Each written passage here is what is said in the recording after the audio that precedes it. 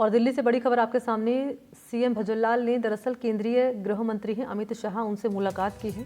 अमित शाह के आवास पर हुई है दोनों ही नेताओं की मुलाकात। राजस्थान के सियासी मसलों पर हुई है चर्चा और महत्वपूर्ण जो बिंदु रहे हैं जिस पर हुई है चर्चा वो ये कि मंत्रिमंडल विस्तार हो और फेरबदल हो। इसी पर ये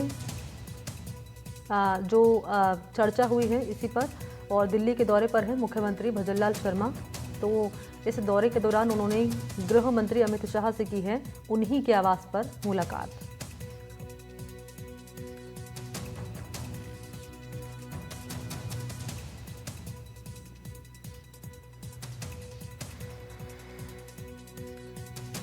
और इस खबर पर ज्यादा जानकारी लिए सोमू आनंद इस वक्त जुड़ चुके हैं मेरे साथ लाइव। दिल्ली दौरा, मुख्यमंत्री भजनलाल शर्मा का अमित शाह से मुलाकात हुई है, गृह मंत्री हैं।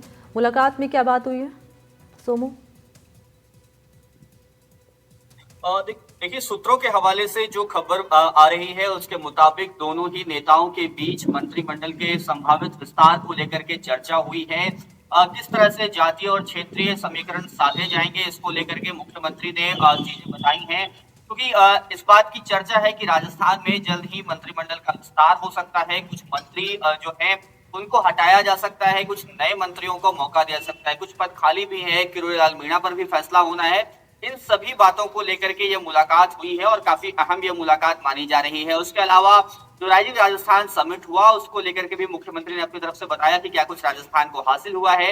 इन तमाम बिंदुओं पर बात हुई है। सत्ता, सरकार और संगठन में किस तरह से तालमेल हो और उसमें किस तरह के बदलाव आने वाले दिनों में अगर होने हैं तो वो संभावित बदलाव, उन सभी बातों पर चर्चा मुख्यमंत्री और गृह मंत्री की इस बैठक में हुई है, इस बातचीत में हुई है।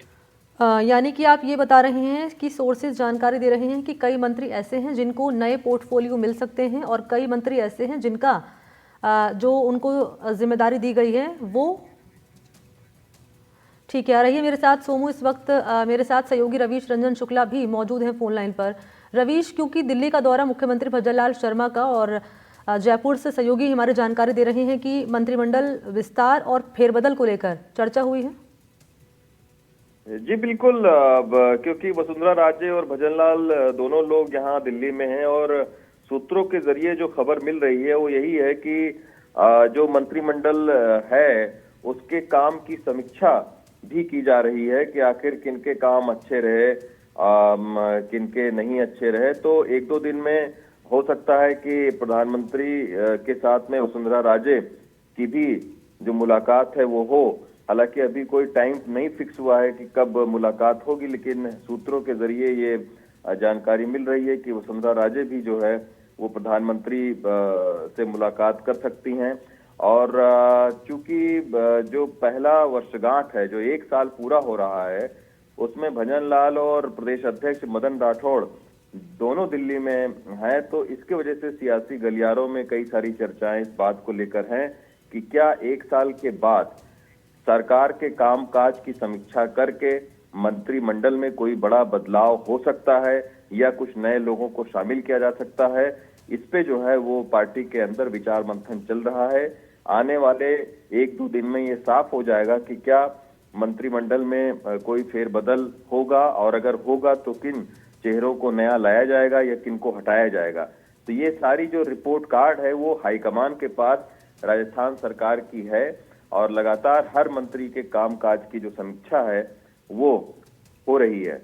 और इस बीच वसुंधरा राजे की जो पीएम से मुलाकात है उसको लेकर भी तमाम सारी अटकलें जो है वो लगाई जा रही हैं सियासी गलियारों में। तो 1-2 दिन राजस्थान के सियासत के लिए काफी अहम है, क्योंकि मुख्यमंत्री खुद जो है वो दिल्ली पहुंचेंगे और इसके बाद में मुलाकात करेंगे शीर्ष नेतृत्व के साथ में। अच्छा रवीश, 2 बातें हैं। पहला तो ये क्योंकि आप वसुंधरा राजे का यहाँ पर जिक्र कर रहे हैं, हालिया तस्वीर सामने आई थी, उन्होंने खुद सोशल मीडिया पर साझा की थी, गृह मंत्री अमित शाह से मुलाकात उन्होंने की थी और अब प्रधानमंत्री मोदी से उनकी मुलाकात, इससे जोड़कर देख सकते हैं क्या इसको? और जिस बात का आप यहाँ पर जिक्र कर रहे हैं कि मंत्रिमंडल विस्तार और फेरबदल की जानकारी सामने आ रही है, और इसके अलावा इसके मायने क्या निकालें, क्योंकि सरकार को सिर्फ 1 साल हुआ है और 1 साल के भीतर ही ये फेरबदल और यहाँ पर विस्तार की जो जानकारी सामने आ रही है।